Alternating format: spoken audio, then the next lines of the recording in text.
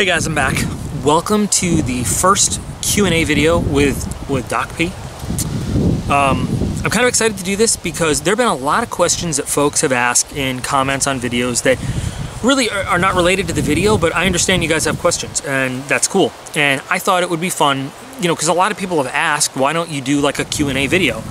So here we are, Q&A video.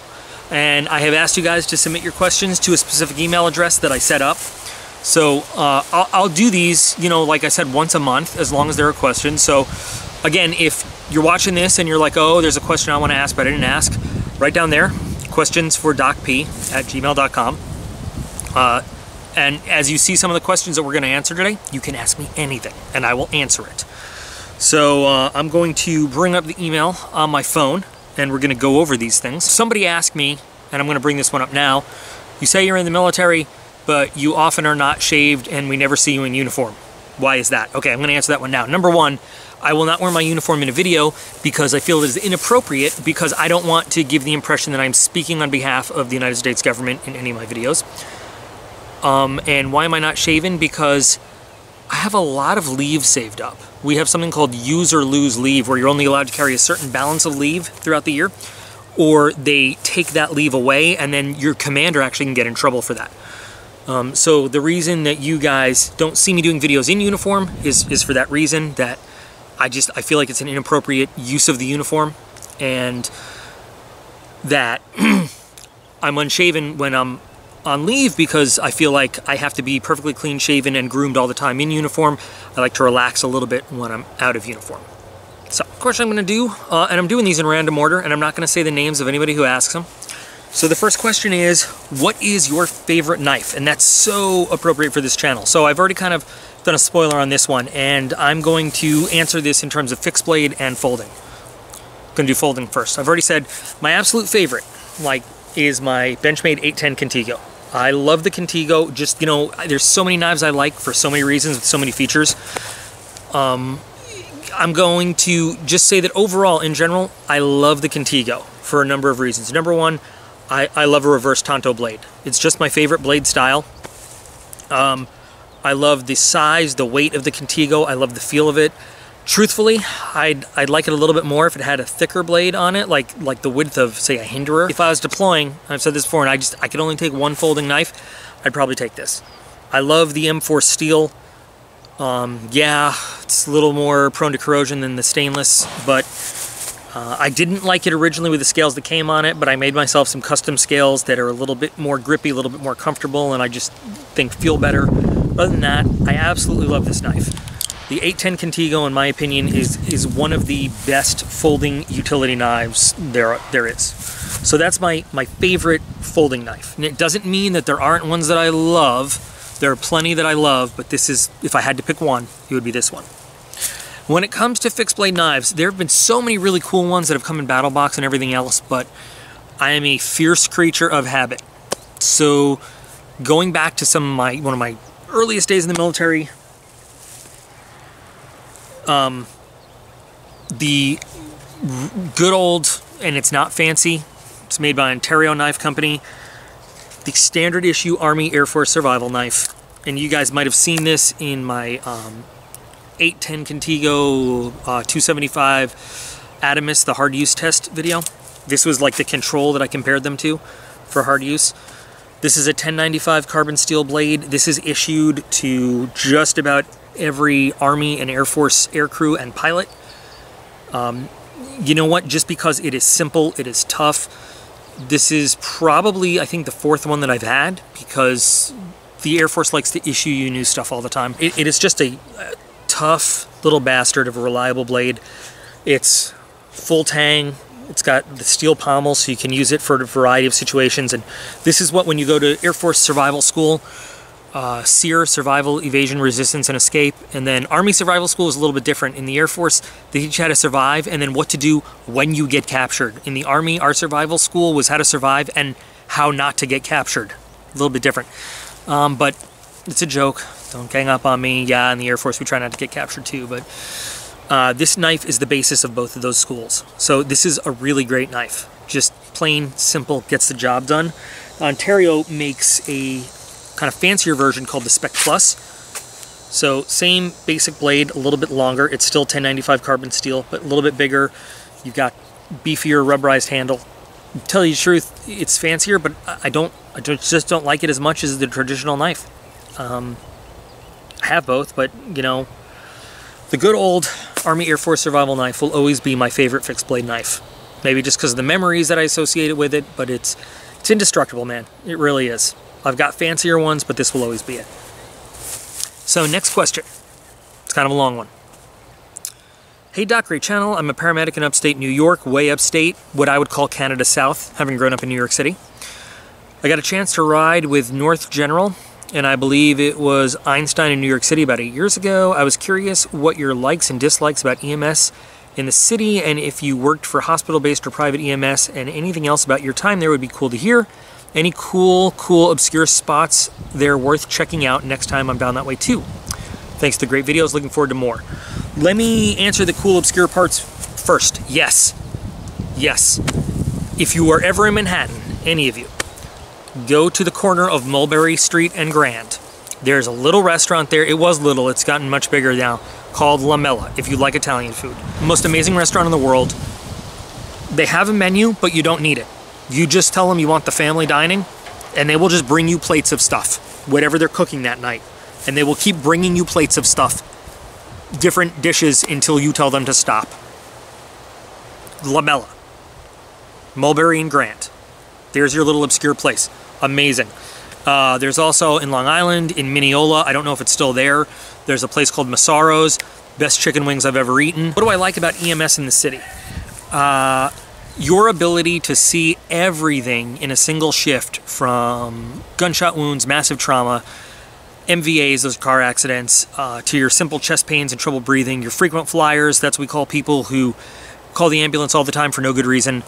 You know, real serious stuff, and then just kind of nothing. When you work in EMS, you refer to the EMS, the ambulance, as the bus. So we say we work on the bus. So, you know, you kind of, the way it works in the city, and I assume it might work like this for other places, so I can't really, you know, tell you, but you have a posting area, so you park the bus in a certain area, and that's your post, and, you know, you have a geographical area of responsibility, and it usually, for the fire department, it corresponds to the battalion that you work for and then your area. So, for example, part of Queens, if you work there in Battalion 53, specific ambulance 53 Young, or one of the most boring ones is 53 Golf, which is also known as 53 Get Fat, because you just sit there and eat all night. But so you could see so many different things in one night. City EMS is awesome that way. Working Midtown South is totally different than working like in North Brooklyn, for example, just by nature of how busy it is and what you see. So I have worked New York City EMS on the ambulance. I've worked in 911 receiving hospitals as an ER tech. Which do I like better? I like the ambulance because I like being first on the scene. I like the excitement of it. I like the adventure. I like not being stuck inside. I really like my office being mobile, being able to move around. Although working in the ER is cool too, because it's a little bit of that, you know, grab bag of you never know what you're going to see. And when you're on the ambulance, you see the patient in that initial shit has gone to hell, and you hand them off. And then you're like immediately restock the ambulance, clean it up, put new sheets on the stretcher, and you're out the door again and doing your stuff. For EMS stories, I could tell you about the time my partner threatened to hurt a kid's mommy. That's a horrible story, but it did get the kid to be quiet and let me treat him. I could tell you all sorts of crazy things, but that'll be for a different video. Next question. You guys ready for this? Tupac or Biggie? Well, I'll be honest.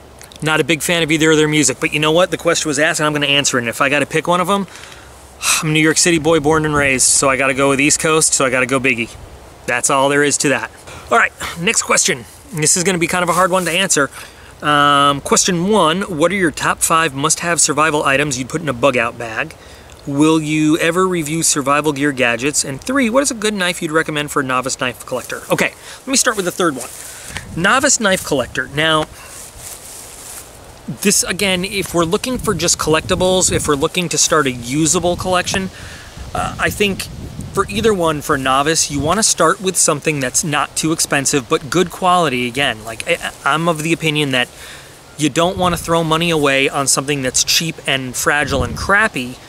It's always better to spend money on something that's going to last you a while. Even if you're not going to use it forever, you intend to trade up to something better, spend your money on something that's going to last, that you'll always have. So again, good first knife. I can't tell you a specific model because, you know, different sizes, different shapes. I will encourage you to go to a store and pick one out. Put it in your hand, open it, close it, put it in your pocket, take it out of your pocket. But Kershaw, CRKT, good brands. Like I've done a lot of videos on, Ganzo's, cheap but well built. Kubi's, cheap but well built. Now you might not find those in a store, you might have to just order one, you know, online. Those for the most part are roughly the same size, so, you know, there's not a lot of kind of give and take in terms of how they feel in your hand, how they fit. But I think any of those would be really good for a novice just starting out. Something robust that you're not likely to break by accident, something that's going to last you a while till you're ready to move up to some of the more expensive, higher quality things, but also something that's really going to serve you well in the meantime. You know, I'd hate for you to start collecting and spend your money on something that's cheap price but also cheaply made, and then you're like, knives suck, they just fall apart. Because some of them do, yeah, but most of them, if you get something of good quality, they don't. Will I do more survival gadgets and gear? Yep, I will. We'll talk about that later. Let's talk about my 5 things that will go in a survival kit or bug out bag. Again, not mentioning specific items, but things you gotta have. So number 1, definitely a knife. A knife or a multi-tool, absolutely. Or how about one of each? Because while most multi-tools come with a knife, I think sometimes it's just really convenient to have your knife separate. So let's always factor in that a knife and a multi-tool of some kind are always important to have. So those are the first 2. Number 3, you definitely want some way to start a fire. Whether it's, you know, a ferro rod or just waterproof, windproof matches, always give yourself some way to start a fire, and along with that, some way to carry some tinder or fire starting material. You never know what situation you're gonna end up with. You always wanna have that. I would always wanna have even just a very basic first aid kit, okay? If you think of like the things that you really need, you could have all the best survival gear in the world. In a bad situation, a simple cut could lead to an infection that kills you, literally kills you. And then you need either some kind of drinkable water or a water filter. The human body can go a lot longer than you think it can without food, but you can dehydrate in a matter of just a few days.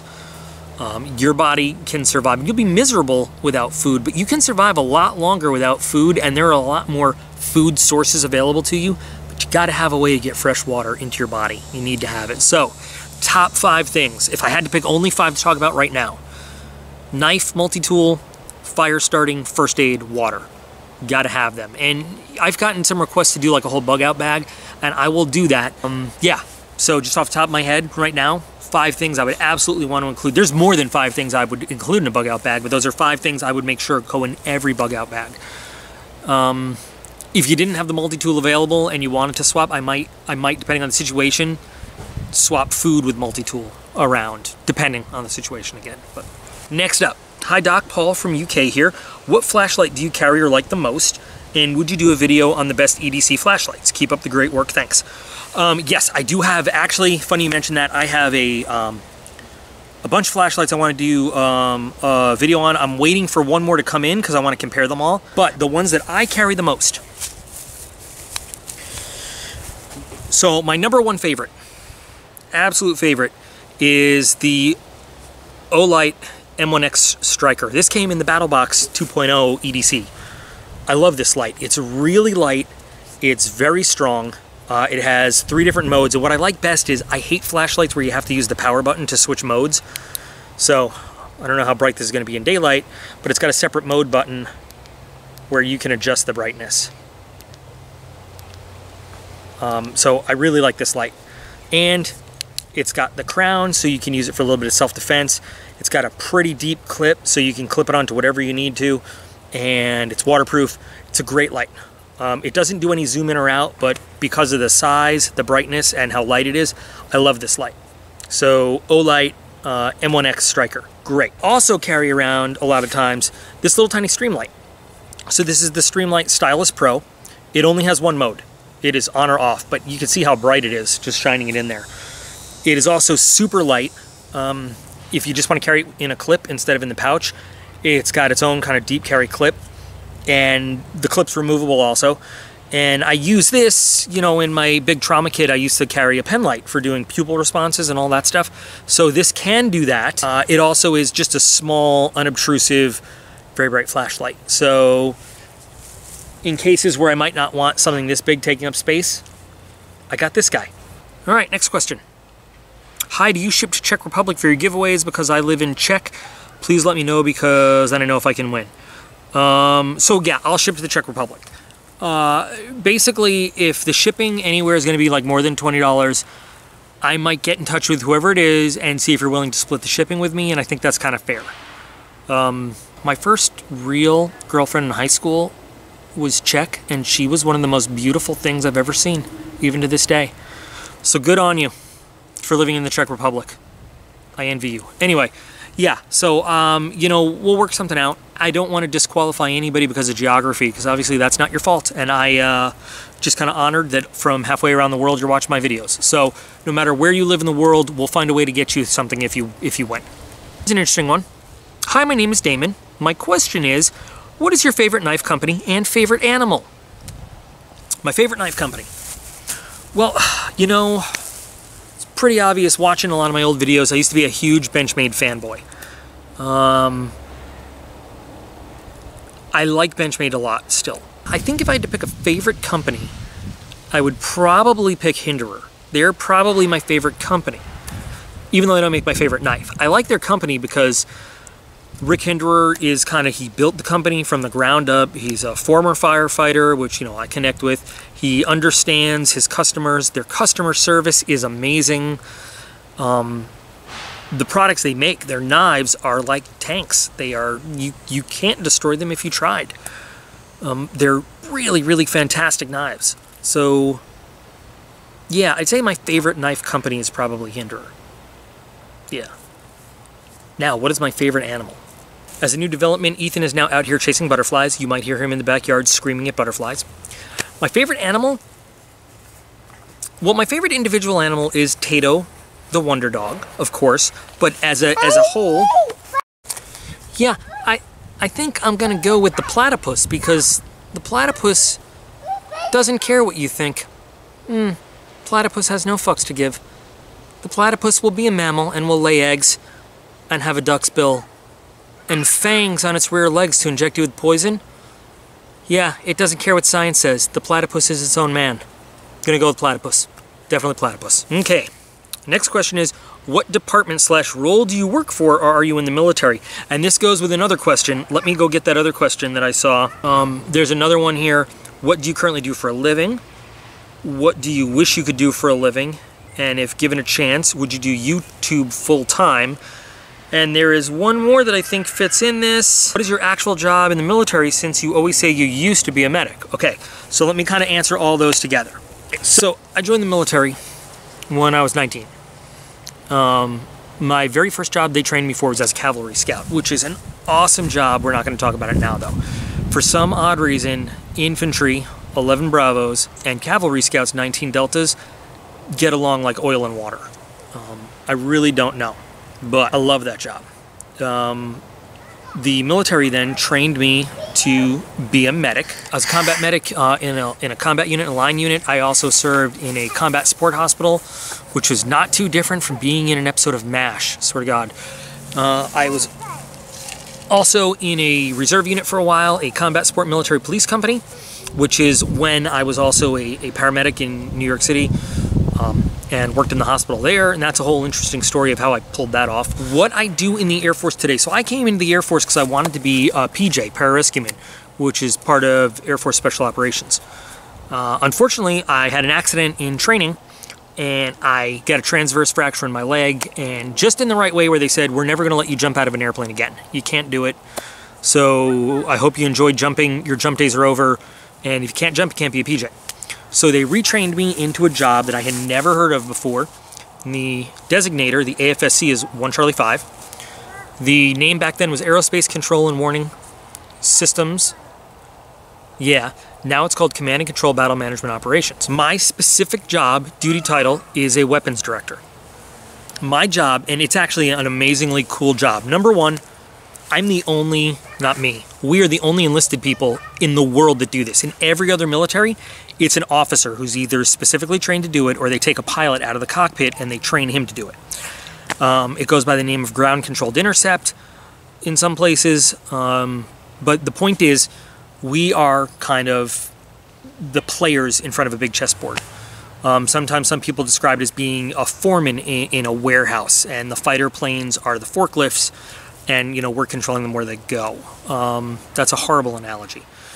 It involves a little bit of air traffic control. It involves a whole lot of being expert in everything we fly, everything the bad guys fly, any weapons that might be arrayed against us on the ground or in the air, and any weapons that our aircraft are going to employ, and any targets they might employ against, right? So basically, from square one, I have to be an expert at planning a mission. I have to be able to predict what enemy tactics are going to be against my forces.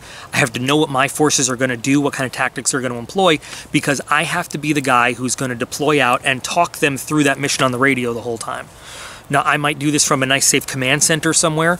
I might be in a hole on the ground with a rifle in my hand, sitting next to some army guys under fire, which I've done. I've actually been assigned to the most attacked FOB in all of Iraq.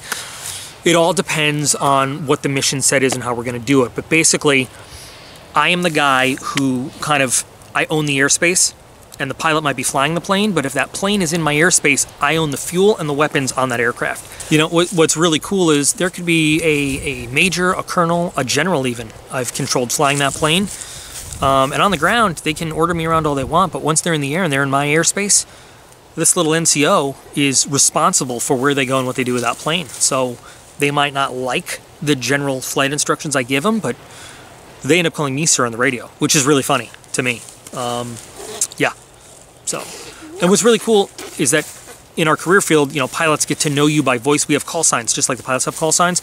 So in a briefing, the first thing they ask everybody is, what do you go by? And you introduce yourself by call sign, and you have that reputation. So if you're really good at what you do, they're happy to see you there. And like when you're in theater of operations, you're in combat, and you're in the same area day after day, pilots check in with you, and they get to know your voice, and you can tell right away they're happy to hear that you're on the radio, and working with them on that mission, or not. I'm going to tell the pilot where he's going to go with that airplane. I am going to assign him a target. I'm going to tell him when he's authorized to release weapons and what he's authorized to release weapons on. And I'm doing this all in real time. And by the way, I'm then looking out for any threats and calling out threats to him and giving him maneuver cues on what to do to avoid these threats, or how to avoid anything that's in his way, or getting him in position to best employ the weapons he has against whatever's out there. Big thing, we're trying to minimize collateral damage. We're trying to completely negate any friendly fire, of course. So it's a very, very complicated job. So not only in certain battlefields am I responsible for defending my position and fighting the enemy on the ground and protecting myself, but at the same time, I might have to manage a stack of 10, 12, 15 aircraft providing close air support for troops on the ground while doing all this. It's a really, really intense job. It's an amazing job. There are, I think, last time I checked, there's less than 300 of us or so that actually do this job in the United States Air Force. We're very, very unique. Now, there's an officer side that does what we do. They fly in a plane called AWACS, the E-3 Sentry, which you've probably seen. It looks like an airliner with a round disc like a UFO flying on top of it. They're concerned much more with the air-to-air fight and airspace management than we do a lot of the air-to-ground work. So on my deployments to Iraq and Afghanistan, we've been working a lot with, we work with special operations guys. I have specialized kind of in that special operations missions where we've got guys dressed all in black kicking down doors to drag terrorist asshats out of their homes in the middle of the night. I have a lot of experience working with the stacks of aircraft and the specialized aircraft that do that, and working with the ground commanders to make sure we provide the correct air support to make that happen. So a lot goes into it. You don't want to scare the target with airplane noise, and you want to make sure that your aircraft are the right aircraft to provide that support and are positioned right to do that with their optics and their weapons, but not make the noise that's going to scare them, and working with jamming aircraft, you know, so they can't make cell phone calls to warn anybody else, but still not jam out your own radios. There's a lot that goes into it. So I am proud to say that I'm an enlisted weapons school graduate, which there are not too many of us either. United States Air Force Weapons School is primarily an officer world. In my class, there were 135 graduates, and 130 of them were officers. I was the only one in my career field that graduated in my class. So it's pretty intense. I love my job. I have a great job. My assignment here, where I'm at, is in a schoolhouse now. So I've been spending the last 4.5 years or so teaching officers how to do it. So the guys that are going to be my bosses one day, how to do it at the most basic level. So that is what I do in the military. What could I do if I could do anything? You know, I miss being a medic a lot.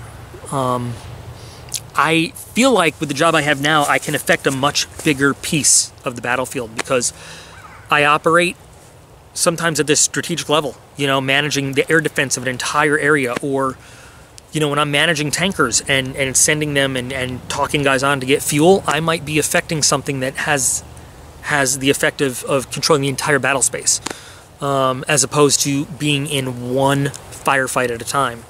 But I really do miss being a medic.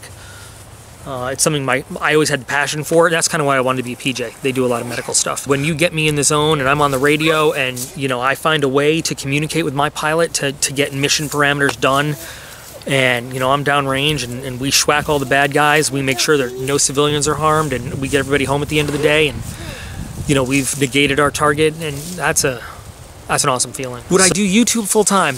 Oh, let me tell you, I don't know if you guys realize how much work YouTube is. It's not as simple as sit in front of a video camera and boom, a video's done. I don't know if I could make enough money doing YouTube to like support a family. I don't know if I'd want to do YouTube full time. Would you guys want to see me on YouTube full time? I don't know.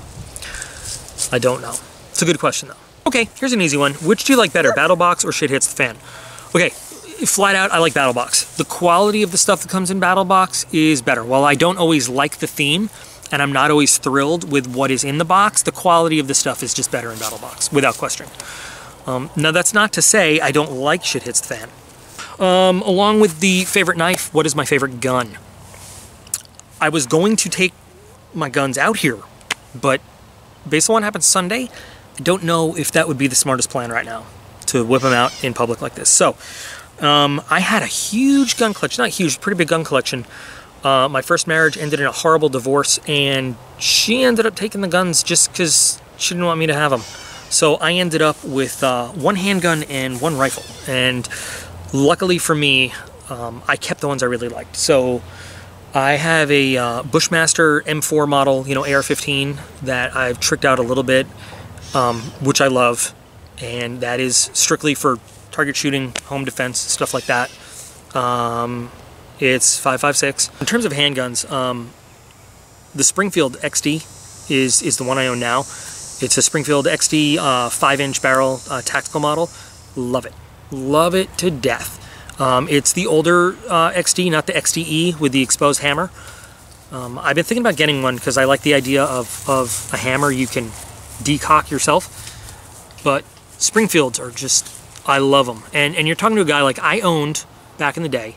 240 caliber Springfield XDs, a Kimber 1911 45, a Smith & Wesson Model 645, a Smith & Wesson, I can never remember the model number, but it was a compact, I think a VE 40, a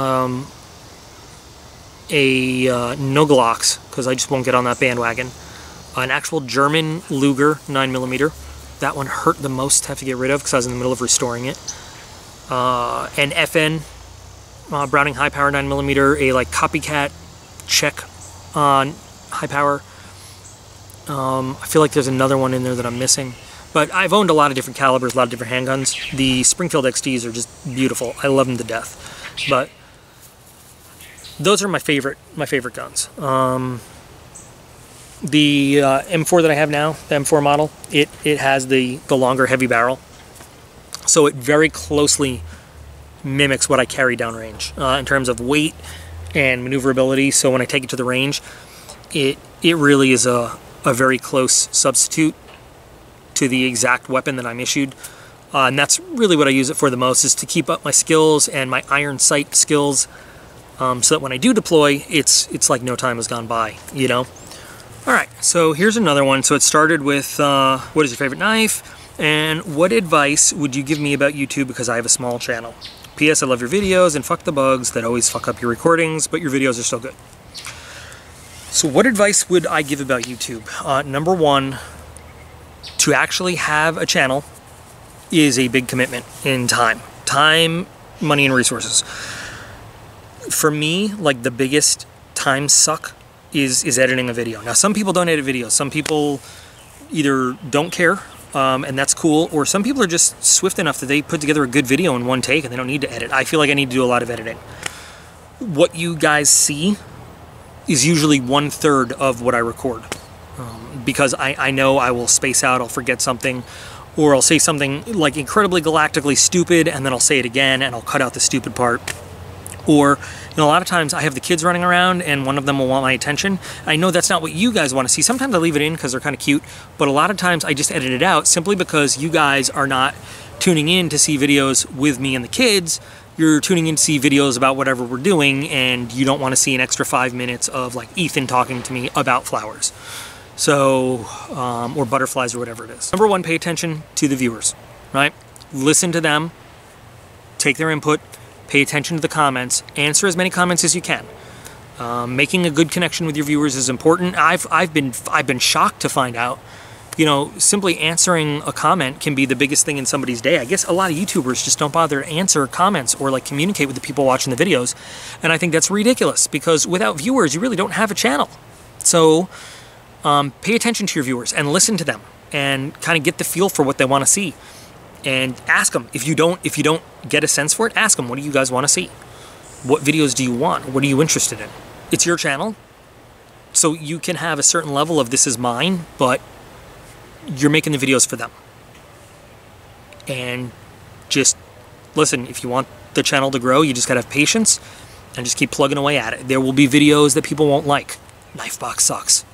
There will be videos that people love. There'll be some that are just kind of floating in between. Making the videos that you think you should make, and then make adjustments based on the you know, the response. And there are assholes out there. They're going to be assholes. Don't let them bring you down. Just keep doing what you're doing if you believe in it. You know, do what you believe in. Okay, the next question, battery's dying here. What do I use to record my videos? Because I have my own channel, I need something better. I have a Sony high definition Handycam. Nothing fancier than that. It records in 1080p high definition, and then I use PowerDirector 15 software, and I try to encode everything in 60 frames per second, but my computer gives me trouble sometimes. So sometimes it's just high definition 1080p, sometimes it's 1080p 60 frames per second, sometimes it's a mix, you know, whatever happens. But you definitely want to get yourself, make sure you have an HD video camera at the least. You don't want anything that's not HD. I don't have a 4K camera because they're ridiculous. I'm thinking of upgrading to one though, because, you know, some people are starting to say, why don't you do 4K? Okay guys, I still have 2 questions left, but this video is long enough and this battery's dying, so I'm going to save them for part 2. So I encourage anybody that has another question or anything, you got a whole month. QuestionsForDocP@gmail.com. But I hope you guys enjoyed this. Everybody that's wanted me to do a Q&A video, and I will keep doing these. Like I said, as long as you guys have questions, I'll keep doing the Q&A videos. Anything you guys want to know. So next month we'll talk about why I decided to join the military in the first place, and some more budget-friendly EDC knives are the 2 questions that we have left that I'm not going to get to this time. So anyway, thanks for watching, guys. I hope this was entertaining and informative, and I will see you guys all tomorrow for my very big special announcement. But I appreciate you. You're awesome, and I'll be back in real soon.